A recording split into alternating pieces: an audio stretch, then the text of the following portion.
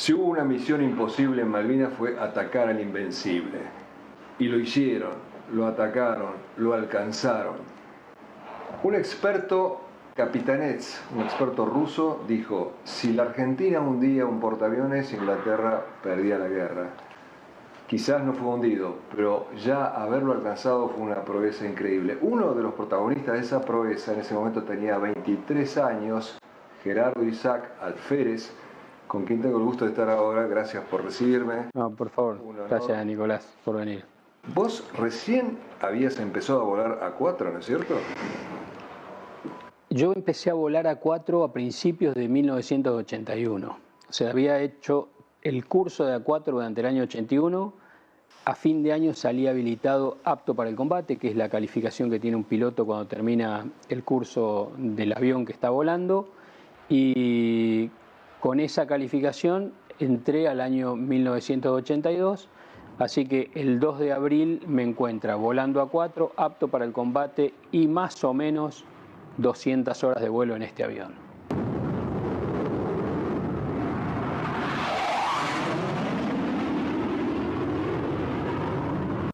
¿Cómo fue la selección para la misión de atacar al Invencible? Bueno, la selección en realidad fue atípica. A veces nos preguntamos o nos preguntan de cómo hacían en los escuadrones para determinar quién volaba una misión, a quién le tocaba o a quién no le tocaba.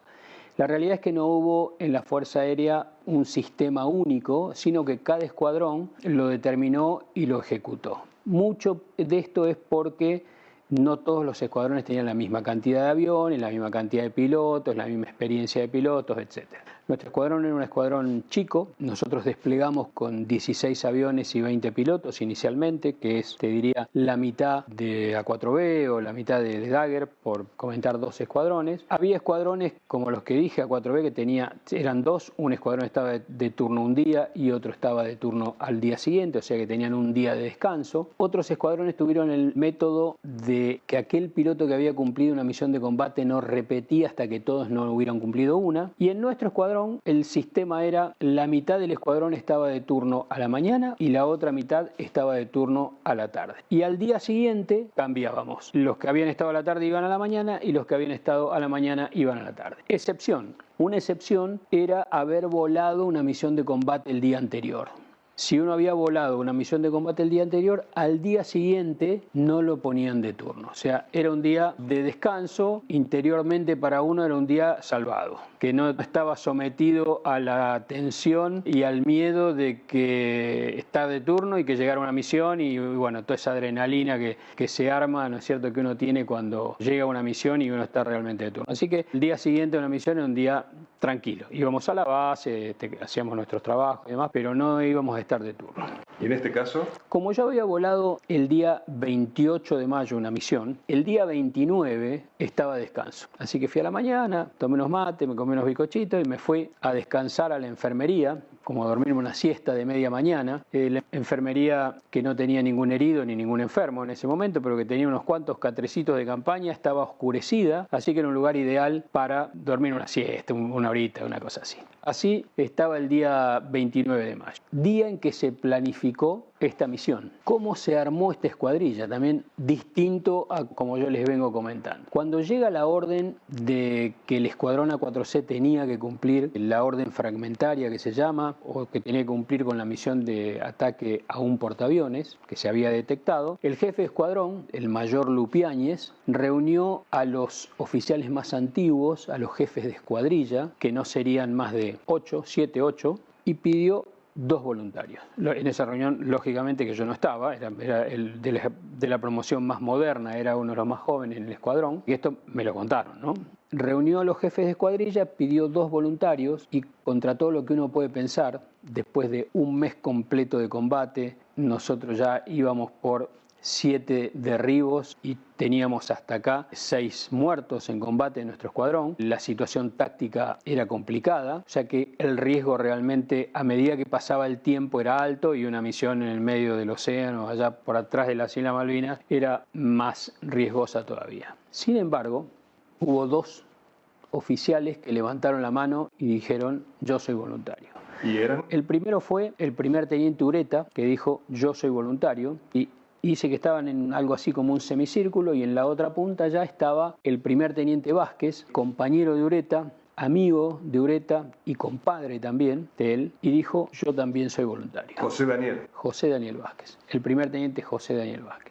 Vázquez, que era el más antiguo, quedó como jefe de escuadrilla y Ureta iba a ser el número 3, que es el segundo jefe de la escuadrilla, digamos, el que lo sigue en antigüedad. Y el jefe de escuadrón los dejó a ellos que eligieran con qué numerales querían volar. Así que Vázquez lo eligió al primer teniente Castillo, a Omar Jesús Castillo, y el primer teniente Ureta me eligió a mí. Así que mientras estaba durmiendo esta pequeña siesta en la mañana, un soldado me vino a buscar y me dice: señor, lo está buscando el primer teniente Ureta. Y yo, que estaba de descanso de turno, le digo: che, dígale al primer teniente Ureta que yo estoy de descanso de turno. Yo ayer volé una misión y hoy No me toca. no me toca. Y me dice el soldado: mire, señor, yo ya lo vi que usted estuvo en el plan de vuelo ayer, le expliqué, le dije al primer teniente: mire que él está descansando, el alférez que voló ayer, y me dijo que igual lo busque. En realidad hay que conocerlo al entonces primer teniente Ureta, hoy brigadier Ureta, con quien nos vemos asiduamente y que somos muy amigos y familiarmente somos muy amigos, pero un oficial de carácter estricto. Síntesis, le teníamos más miedo a él que a los ingleses, así que dije: no,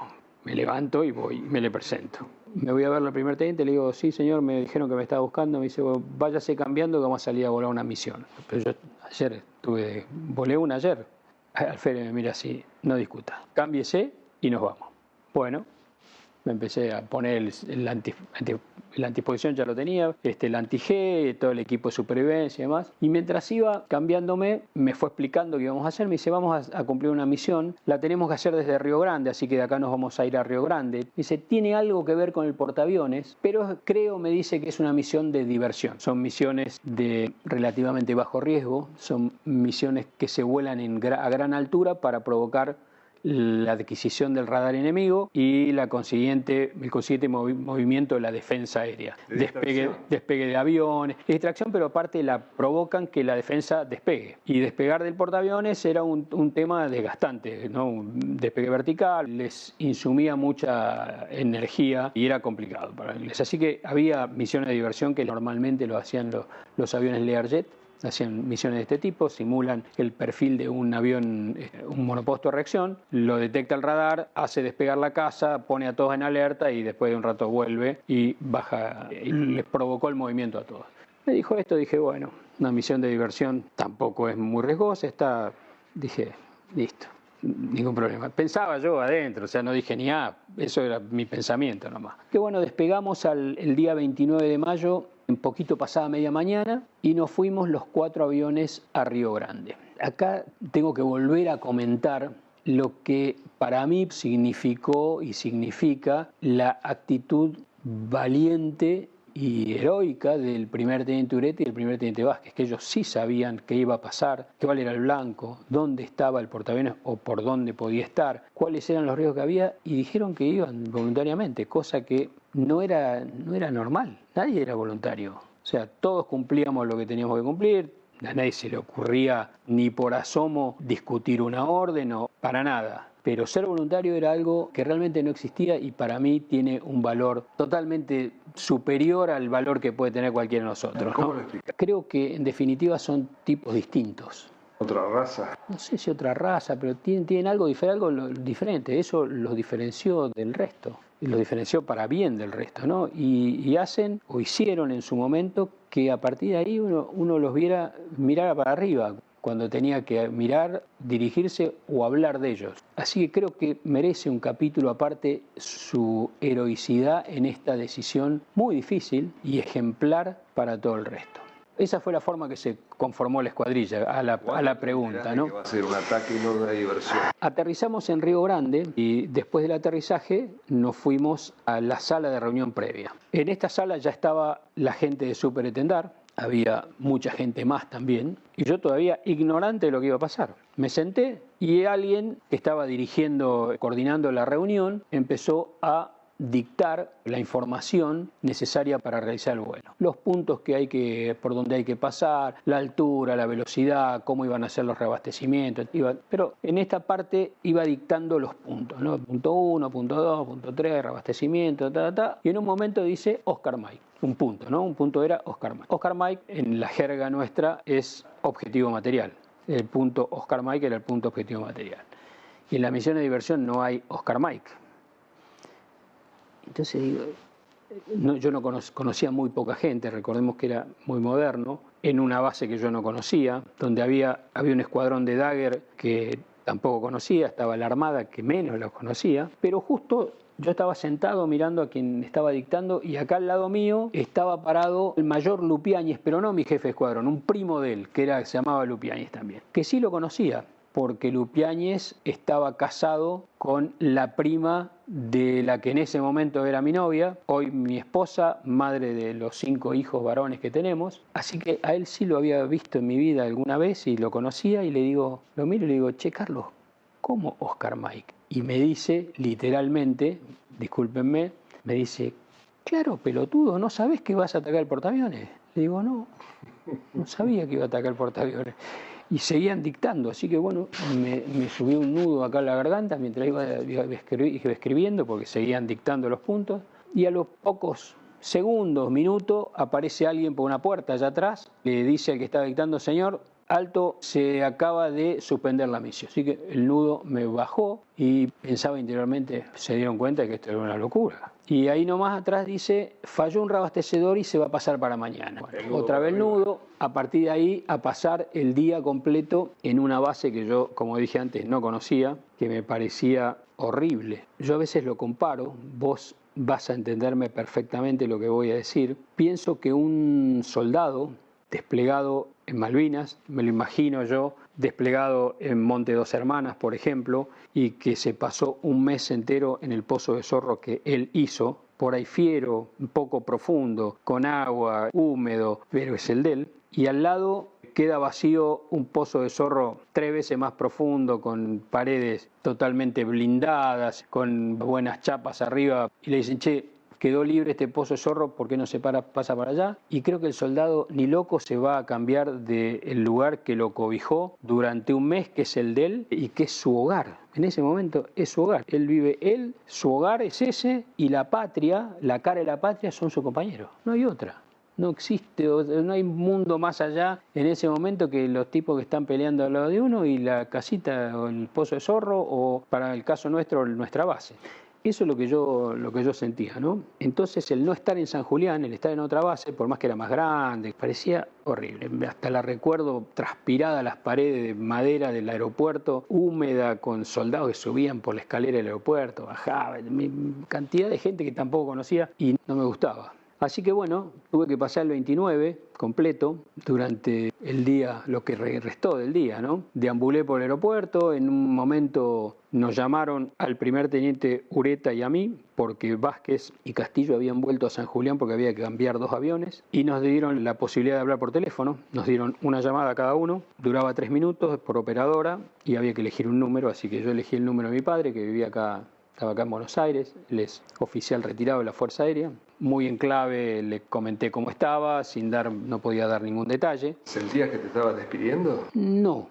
Sentía que estaba charlando con él y que de alguna forma le estaba contando más o menos por lo que estaba pasando, pero la verdad, independientemente del miedo permanente que uno tiene, y que una de las batallas más duras es luchar contra ese miedo, encontrarle la vuelta para luchar contra el miedo, para que no se note el miedo, básicamente. Como dije antes, el compañero que está al lado, ni loco pensara que uno estaba con miedo, pero nunca pensé que me iba a pasar algo. ¿De dónde nacía esa confianza? No, qué sé yo, no lo sé, pero, o sea, tenía miedo, claramente, pero me imaginaba como que no iba a pasar.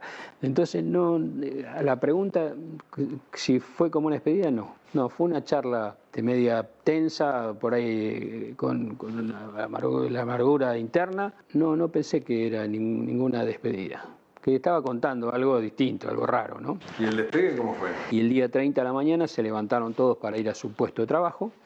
Y yo miré así, lo vi a Ureta que seguía durmiendo, así que yo dije, yo también me voy a quedar acá, hasta que no me saquen de acá no me muevo. A media mañana vino un soldado y le pidió parte para el primer teniente Ureta y le dijo que nos estaban esperando en la sala de reunión previa. En realidad dijo en la sala de operaciones. Así que nos levantamos, nos cambiamos. En realidad nos cambiamos es ponernos el buzo a disposición que habíamos traído, ninguna otra cosa. Y nos fuimos a la sala de reunión previa. Ahí ya estaba Vázquez y Castillo, estaba el capitán Francisco y el capitán Colavino que tenían que volar Superetendar.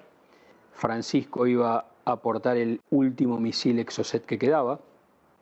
De los 5 que tenía la Armada, se habían tirado 2 contra el Sheffield, 2 contra el Atlantic Conveyor, y quedaba un solo misil que estaba reservado para el momento que se detectara un portaaviones. Y nosotros 4, con A4C, que íbamos a aportar 3 bombas de 250 kilos cada una y 200 proyectiles de 20 milímetros. Que dieron las últimas instrucciones en la sala de operaciones y nos fuimos a los aviones. En la ida a los aviones, caminando desde operaciones a la plataforma, el primer teniente Vázquez nos dijo: no voy a agregar más nada a lo que acabamos de escuchar, solamente les voy a ordenar que recen una Ave María en cabecera antes del despegue. Bueno, llegamos a los aviones, hicimos la inspección exterior, subimos a la cabina, inspección interior, nos atamos.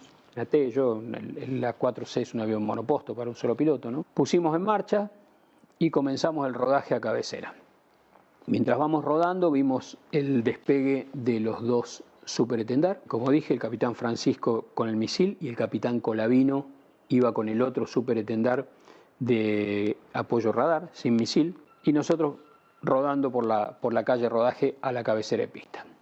Cuando llegamos a cabecera nos pusimos en posición, despegábamos individual por la cantidad de cargas portantes y la cantidad de combustible que estaba lleno el avión. Correspondía despegue individual de a uno, no formado, sino que uno atrás de otro. Así que como era el número 4, era el último, me recé algo más de una Ave María. Y despegué.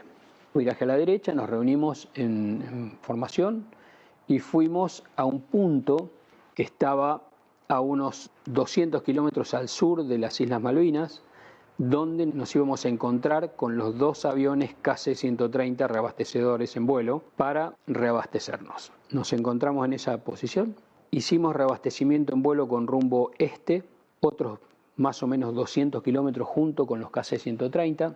En el KC que iba adelante reabastecían los 2 Superetendar y en el KC que estaba atrás reabastecíamos de a 2, porque tiene 2 mangueras nomás, y nosotros 4. Entrábamos 2, reabastecíamos, llenábamos de combustible el avión completo, salíamos, nos íbamos a una posición que se llama posición de observación, entraban los otros 2 y así debemos haber entrado 2 o 3 veces más para terminar después de esos 200 kilómetros volando juntos, los 6 aviones full de combustible, completo de combustible, tanto tanque interno como tanques externos. La idea era atacar como si ustedes vinieran no del continente argentino, sino de casi África. Exacto.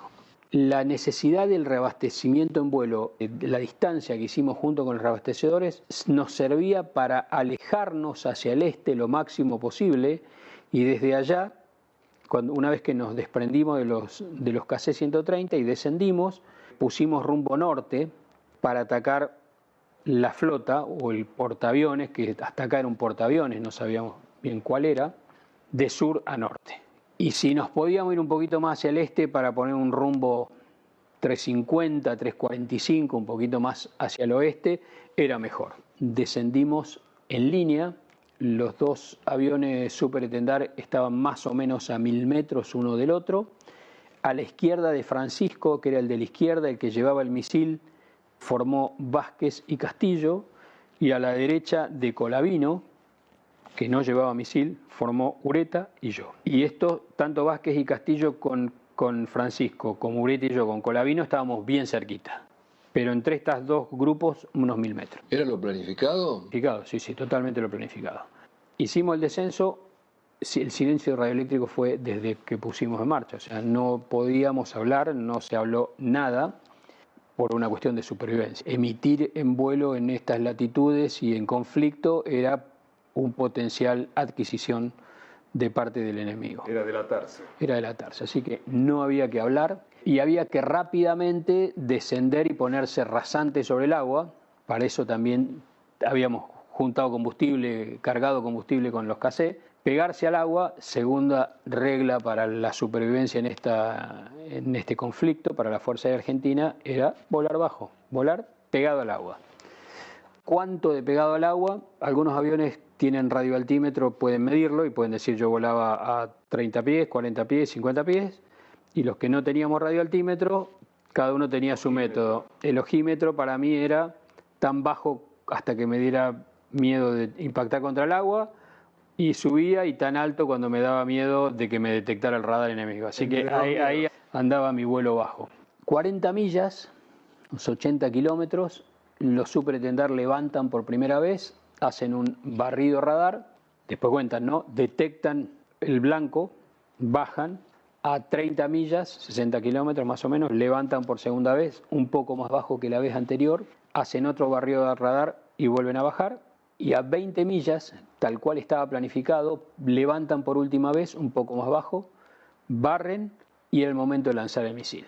Recuerdo ver mi navegador Omega que decía 20, mi filamento 20, que en las 20 millas que había hasta el próximo punto que era el blanco. Miré a la izquierda ya al supertendar que tenía el misil para ver el lanzamiento. Yo nunca había visto el lanzamiento de un misil Exocet. Y lo lanza y el lanzamiento fue que se cayó inerte. Pensé en el acto, dije, che, falló el misil. Y si fallaba el misil se abortaba la misión. Pero 2 metros abajo prendió el motor cohete, salió para arriba 10 grados, bajó 20 grados, se puso rasante y se fue adelante. El misil sale a mayor velocidad de la que llevamos nosotros y se va al frente hacia el horizonte.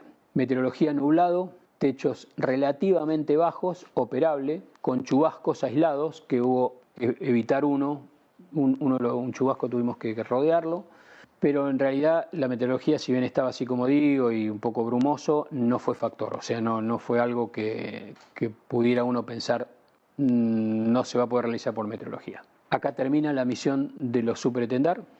Se vuelven a Río Grande, inmediatamente después del lanzamiento, y nosotros 4 nos vamos atrás de la estela del misil. Supuestamente para rematar. Claro.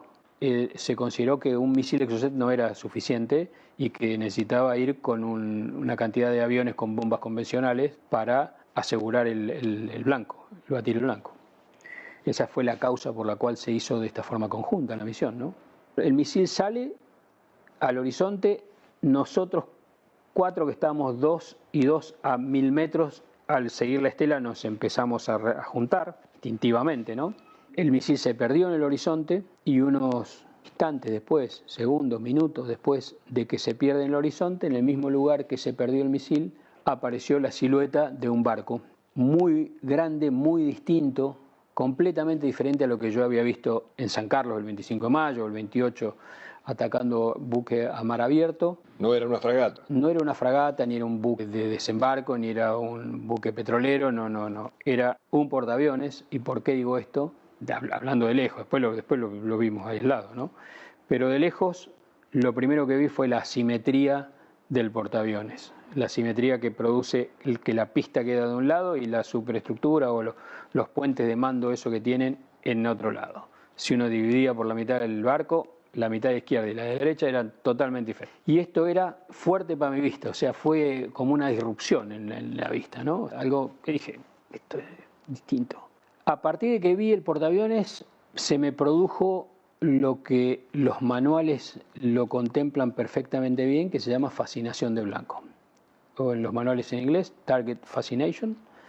Y es como si uno tuviera un par de orejeras y se empiezan a cerrar, y lo único que tiene importancia es el blanco y pierde contacto con todo lo que está pasando alrededor. Un foco absoluto. Me pasó exactamente eso. Y no le di más bolilla a lo que me pasaba alrededor, pese a que tenía aviones formados, aviones que estaban al lado mío. Así que me enfoqué en el portaaviones. En este trayecto recuerdo que empecé a sentir un calor muy fuerte del aire acondicionado del avión, me daba acá y empezaba a quemar la máscara de oxígeno, y lo que tenía que hacer era poner aire frío, nada más, una cosa muy sencilla. Pero para poner aire frío tenía que sacar la mano del acelerador y agarrar la palanca, y con la mano de la palanca poner aire frío. Así que le mandé las órdenes a las dos manos y ninguna de las dos me dio bola. Quedó la izquierda acelerando a pleno y la derecha en la palanca volando pegado al agua. Todo por esa misma fascinación. Sí, y aparte porque estaba full potencia a pleno y la mano agarrada y no quería largarla. Pero no, por más que dije, tengo que sacar la mano de acá, dije, no, de calor no me va a pasar nada, tampoco, no es nada grave. Seguí volando y la fascinación de blanco, como dijimos antes, es algo que le atrapa la atención, el blanco atrapa la atención total de uno y solamente la saca si aparece algo muy fuerte. Y cuando estaba más o menos a unos 7 kilómetros, sentí una explosión adentro de mi cabina, fuerte. Me di cuenta instantáneamente que no era mía, no era mi avión que tenía ningún problema, no era una explosión que provenía de mi avión. Miré a la izquierda y vi una 4 que explotaba, que se le volaba, se le partió el plano. El ala de la 4 es un ala semidelta, pero es un triángulo básicamente, que se desprendía, el avión mostró la panza e impactó con el agua. Ahí nomás. ¿Ese sería Vázquez? Sería Vázquez. Para mí en ese momento no sabía quién era. Era uno de los 3 que estaba a mi izquierda. Y yo ya no lo estaba mirando a ninguno. O sea, miré y vi uno a la izquierda que explotó de esta forma que cuento. Después, en el análisis vamos a ver que sí, que es Vázquez. ¿Por qué es Vázquez? Porque ese derribo también lo vio igual que yo lo vio Ureta. Y Ureta sí sabía dónde estaba Vázquez. Después que veo esto, cuando un avión es derribado, como dije antes, yo estaba con potencia pleno. Desde que vi el portaaviones puse potencia pleno. Estaba volando unos 500 nudos, un poco más de 500 nudos, esto es 920, 930 kilómetros por hora, 940 por ahí, y los aviones derribados pierden su energía en el acto. Su energía queda totalmente desprendida. Un avión a 500 nudos y otro que explota, la diferencia de velocidad es muy grande y esto significa que esa imagen pasó muy rápido. Cuando estaba a unos entre 1500 y 1000 metros, con el portaaviones que ya desde hacía rato lo vi tirando humo por los costados, como dos bigotes, como humo negro que se enrollaba y empezó a invadir la zona abajo. ¿Qué sería ese humo? El impacto del misil, el Exocet, porque empezó a salir en un determinado momento en la ida, o sea, cuando estábamos yendo en rumbo final de ataque, empezó a salir de los dos costados del portaaviones humo negro, pero muy denso, muy fuerte, como si quemaran gomas. En un piquete, una cosa parecida a esto, y el humo se empieza a depositar en la superficie del agua. Entonces, cuando estaba a unos entre 1000 y 1500 metros y que estaba por empezar a tirar cañones, yo estaba con ganas de tirar cañones, porque sabiendo que iba a empezar a tirar lejos cañones, el 25 de mayo atacando a la flota, cuando entré en final, bajé la nariz, vi toda la flota ahí abajo, elegí mi barco, le apunté y empecé a tirar cañones. La sensación del tableteo de los cañones en toda esa final de tiro, yo sentí en ese momento que durante todo el tiempo que duraba mi tiro de cañones no me iba a pasar, nadie me iba a tocar. Sensación, ¿no? Veía los pompones de la munición explosiva del portaaviones que estaba tirando y que se veía. Entonces estaba esperando tirar cañones porque dije, cuando empiece a tirar... Inmune. En ese interín que estaba por querer empezar a tirar cañones, sentí en mi cabina otra explosión, mucho más fuerte que la anterior. Cuando me preguntan, siempre la describo como si uno deja salir gas en el horno por un rato y después le mete el fósforo, ese que hace como bluff, ¿no? Esa presión y depresión de la explosión, eso es lo que yo sentía entre mi cabina. Y también me di cuenta que no era de mi avión, que era de afuera. Así que volví a mirar a la izquierda y vi otro A4C que se inflaba, que se puso el doble de largo y el doble de gordo. Las chapas del avión, del fuselaje, son todas remachadas, estaban todas separadas y adentro todo color naranja. El Indio Castillo. Ese fue Castillo. Ese fue Castillo porque el anterior había sido Vázquez, esto después, reconstrucción posterior, ¿no? También era uno de los que estaba a mi izquierda. Yo no sabía quién era. Y este estaba, así como vi el otro, el anterior, derribo anterior, unos 150 metros míos, este estaba entre 5 y 10 metros de mi plano, al lado estaba. También, encima más cerca, la diferencia de velocidad fue enorme. O sea, esa visión que le estoy contando es un flash, un milisegundo. Y se pasó, se fue para atrás. Puse la vista de vuelta al portaaviones y empecé a tirar cañones. Y me salieron los 200 proyectiles que llevaba, todos se los tiré a la popa del portaaviones. Mi altura de vuelo era entre la línea de la pista y el agua, ahí más o menos por el medio, o sea que el portaaviones recto atrás, no es con ángulo, sino que es una chapa bastante recta. Estaba totalmente cubierta de humo. Miré la superestructura y la pista y tiré las bombas. Vi que no iba a poder salir por arriba, estaba muy cerca. Le viré a la derecha y le pasé por el lateral derecho al portaaviones. Cuando pasé la proa o la nariz del portaaviones empecé a hacer maniobras evasivas con alto factor de carga, con el objetivo de que no me pegaran.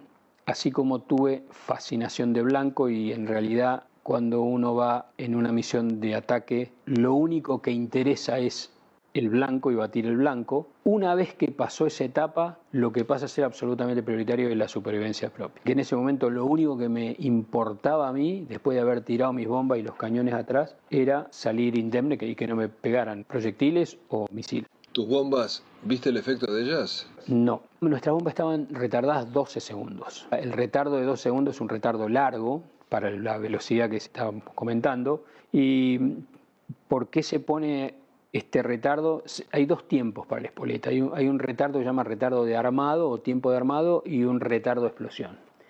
El tiempo de armado es el tiempo que transcurre entre que se suelta la bomba y que está lista para explotar. Cuando pegue, explota. Ese tiempo, como nosotros tirábamos muy cerca de los barcos y que las primeras bombas pasaban de largo y no explotaban porque no se llegaban a armar antes de que pegara contra la chapa, ese tiempo de armado fue bajado por nuestros armeros a mano. Se le bajó a lo mínimo posible para apenas se apretaba y salían las bombas, estuvieran listas para armar. ¿Es riesgoso? Sí. ¿Para ustedes?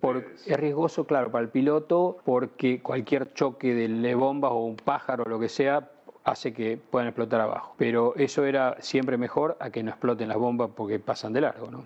Así que ese tiempo era muy cortito, eran milisegundos y encima fue bajado. Y el otro tiempo, el tiempo de retardo de explosión, que es el tiempo que transcurre entre que la bomba pega y explota. Este tiempo necesitamos que fuera lo más largo posible para que pudiéramos pasar todos y no hubiera explosión de una propia bomba o abajo de nuestro avión o abajo del avión de un compañero que pasaba, que ya cuando estábamos arriba de los barcos ya no era una línea, sino que cada uno llegaba como le dio la potencia y a veces uno entraba antes y otro pasaba después. Entonces había necesidad de hacer un tiempo de protección para que ninguna bomba propia explote abajo de nuestros propios aviones. Por eso el tiempo de retardo se lo llevó a 12 segundos. 12 segundos es una cantidad de tiempo muy grande. Estamos hablando de 250 metros por segundo, así que 12 segundos, estamos hablando de 2000 metros. Sí, es lejos, lejos. Bueno, maniobras evasivas de todo tipo y cuando las consideré que estaba suficiente, viré a la izquierda para poner mi rumbo de escape. Miré atrás, o sea, la cabeza toda mirando allá atrás porque me iba a aparecer el escenario del portaaviones, quería ver qué había pasado. Y cuando me aparece, la zona donde estaba el portaaviones la vi completamente llena de humo. O sea, no vi más silueta del portaaviones, ni de la pista, ni de arriba, nada. Todo era una terrible bola de humo. Saqué viraje cuando tuve el rumbo de escape centrado y rompí silencio radioeléctrico. Llamé y dije, el 4 salió sin novedad y pregunté si alguien más había salido. Y no me contestó nadie. Yo había visto 2 derribos ya, pero podía haber un tercero que hubiera salido. Volví a llamar y nadie me contestó. Lo primero que presumí es, vuelvo solo. Centré el rumbo, como dije anteriormente, y me pegué al agua. Y a los pocos minutos vi en el horizonte un puntito, que lo primero que pensé era que era un Harrier que me venía a interceptar, y ya no tenía ningún proyectil más, había tirado todo lo que tenía. Pero mientras iba pensando esto, el punto seguía en el mismo lugar, así que me di cuenta que era otro 4 que iba para allá, ¿no? Misma dirección, el mismo rumbo que tenía yo. Me empecé a acercar y cuando no sabía quién era, llamaba, aparte no me podía comunicar por radio. Cuando me puse cerca, el piloto levantó el brazo y me hizo la señal de reunión. Y cuando levanta el brazo veo que tenía el buzo antidisposición color naranja. Y en nuestro escuadrón, que teníamos diversa cantidad de buzos antidisposiciones, recordemos que la Fuerza Aérea estaba preparada para el combate aeroterrestre.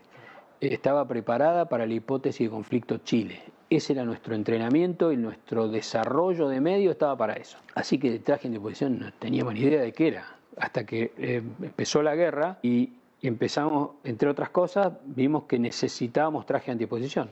Así que se empezaron a llamar y a conseguir traje de antidisposición de todo tipo.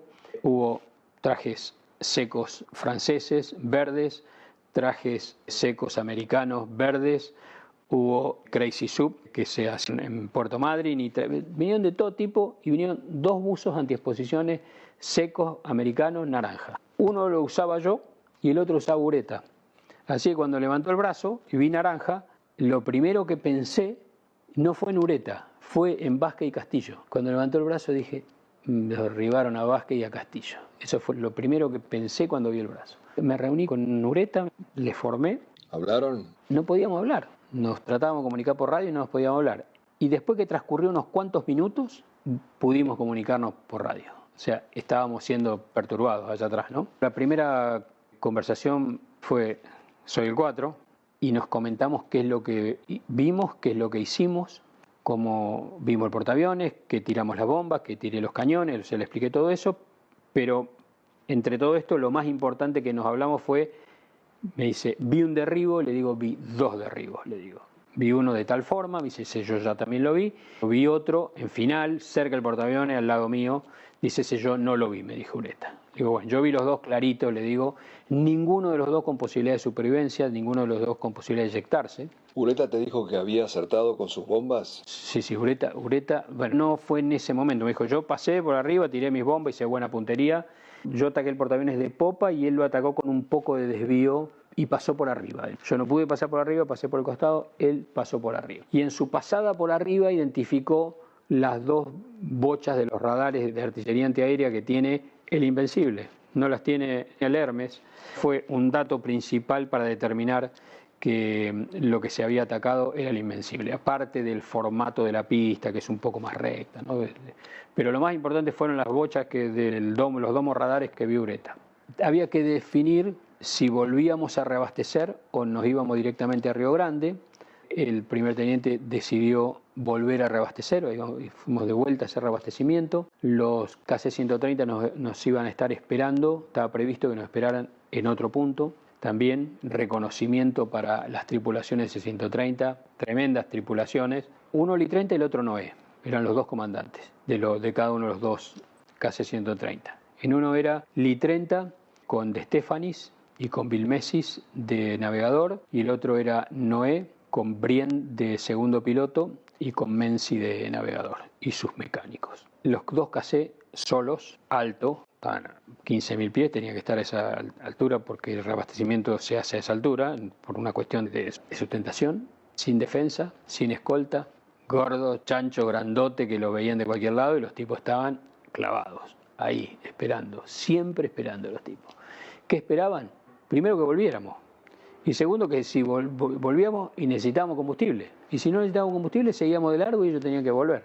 Y más de una vez, no solamente eso, sino que vulnerando más allá de lo que tenían como cumplimiento el deber, excedidos, se acercaban a las islas porque alguno venía con algún agujero perdiendo combustible y necesitaba urgente reabastecimiento, y los tipos, tranquilo pibe, decían, todo más grande, eran los pilotos de C-130 eran vicecomodoros, mayores vicecomodoros, nosotros éramos todos tenientes y primeros tenientes, alférez era yo en este caso, y los tipos se iban hacia las islas con todo lo que implicaba, el riesgo que implicaba, solo para que pudiéramos cargar combustible. Reconocimiento total para las tripulaciones de KC-130 durante toda la guerra, no es exclusivo de esta misión.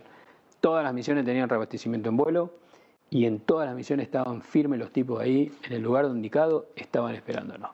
Y a la vuelta reaccionaban y más de una vez nos iban a buscar para que no nos quedáramos en medio del agua. Ureta fue al Hércules de adelante, yo fui al Hércules de atrás. Se comunicó Ureta con el comandante de misión de C-130, le pasó el informe preliminar de misión, le explicó qué habíamos visto, que habíamos tirado las bombas, que habíamos tirado cañones, en mi caso, el caso de él se le trabaron los cañones, después de tirar una ráfaga, y muy importante, lo que habíamos hablado antes, explicarle al comandante de misión que los 2 derribos no habían tenido ninguna probabilidad de eyección ni de supervivencia, que no generaran una misión de búsqueda y salvamento en esa posición porque no tenía ningún sentido. Sabíamos claramente la dificultad que llevaba una misión de búsqueda y salvamento a través de la Cruz Roja en un lugar como esto. Lo habíamos visto y comprobado perfectamente que no había ninguna posibilidad de de supervivencia. Terminamos de reabastecer, nos pusimos prueba a Río Grande, le pidió al radar grande que nos hiciera, ya estaba más fea la meteorología, estaba para entrar por instrumento, pero le pidió al radar que nos hiciera perforar sobre el mar para hacer contacto y entrar visual. Aterrizamos en Río Grande después de 3 horas 47 minutos de vuelo. Nos estaba esperando toda la base. ¿Cómo lo recibieron? Y estaba lleno de gente. Para los costados de la pista, en la calle rodaje, y la plataforma estaba inundada de gente. Corté motor, bajé, estaba Ureta abajo y nos abrazamos. Y esto lo dice Ureta. Yo repito lo que dice Ureta porque yo no me acuerdo de haberlo abrazado a Ureta, pero fue así. ¿Es la famosa foto? Eso fue después. Y no pude hablar con nadie, porque me agarraron los de inteligencia de acá y me llevaron a una camioneta y me metieron en el interrogatorio y estuvimos más o menos entre 1 hora y media y 2 horas de interrogatorio. ¿Por separado? Primero separado, inteligencia de la Armada, inteligencia de la Fuerza Aérea, primero con una, después con otra, separados. Después nos juntaron los dos, nos volvieron a interrogar las dos de inteligencia y al final nos pusieron a relatar nuevamente lo que había pasado con los dos oficiales de la Armada viendo y escuchando lo que nosotros contábamos, ¿no? El tema del interrogatorio, que por ahí cuando uno comenta alguno que no conoce bien parece medio fuerte, pero es clave. Interrogar inmediatamente después de una misión es fundamental porque no hay desvío, no hay invento, no hay sensaciones raras, no hay ningún tercero que entre con ninguna influencia o que a uno le parezca. Es en caliente, a escribir, a hablar, a dibujar, a remachar otra vez sobre lo hablado, 1, 2, 3, 5 veces y queda el informe. Porque después la historia sola y el tiempo se dedican a ir desarmando las cosas, ¿no? Pero, y la memoria traiciona. Y la memoria también, lógicamente. Si uno hoy puede decir algo que le pasó ayer y mañana lo cuenta distinto. Terminó el interrogatorio, nos liberaron. Ahí sí nos pudimos saludar con toda la base, había cantidad de gente que nos estaba esperando para saludarnos. El brigadier Crespo voló desde Comodoro Rivadavia hasta Río Grande en un Lear con parte de su Estado Mayor para ver cómo estábamos, para entrevistarnos y para ver qué había pasado, cuál había sido el efecto del ataque. Y mientras estábamos saludando a todos y vino Crespo y demás, la gente de inteligencia vino y nos confirmó que lo que habíamos atacado era el Invencible, el portaaviones Invencible, cosa que ya presumíamos por lo que nosotros habíamos visto. Nos vino a buscar un Learjet de San Julián, el Lear nuestro, el que teníamos asignado a San Julián, que era el Lear de Amalia Lacroze de Fortabat, que lo tuvimos durante todo el conflicto a disposición, no solo para el transporte, sino que ese avión hizo misiones de diversión. Le tiraron un par de misiles una vez, hay historia de ese avión que lo recuerdo como parte de nuestro elenco ahí, ¿no? Nos vinieron a buscar con el Alfa Lima Foxtrot, nos llevaron a San Julián y ahí llegamos a la noche, ahí sí nos esperaba nuestra gente.